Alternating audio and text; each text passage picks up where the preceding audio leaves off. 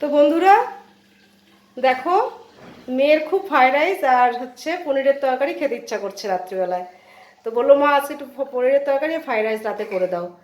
তো বললাম যে তাহলে আমার মাথাটা প্রচণ্ড ব্যথা আজকে। তো বললাম যে তাহলে তুই কেটে কুটে দে, ঘরে তো সবই আছে, তাহলে তুই কেটে দে, আমি করে দিচ্ছি। তাই দেখো মেয়ে কাটছে, আমি তারপরে রান্নাটা বসিয়ে দেবো। আমার মেয়ে সবজি কাটছে। আমার ওর ওর খুব খেতে ইচ্ছা করছে ফ্রাইড রাইস আর পনিরের তরকারি। দেখো তাহলে মানুষ খাওয়ার জন্য কত কষ্টও করতে ভালোবাসে বলো, যে না একটু খাবে। তাই বললাম যে তুই কেটে দে আমাকে। আর দেখো সবজি কাটাগুলাও ভালো করছে সব। তো বন্ধুরা আমার ফ্রাইড রাইস আর পনিরের তরকারি তো হয়ে গেছে।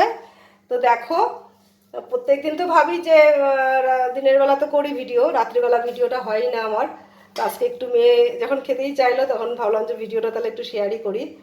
তো দেখো ফ্রাইড রাইস আর পনিরের তরকারি হয়ে গেছে। আর এখানে আছে লাল লাল পনিরের তরকারি।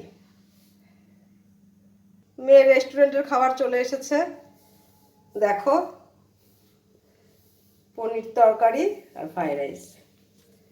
তো বলো হ্যাঁ, যে মেয়ের আজকে রাতের মেনুটা কেমন হলো, তোমরা সবাই জানিও। Good night, tata.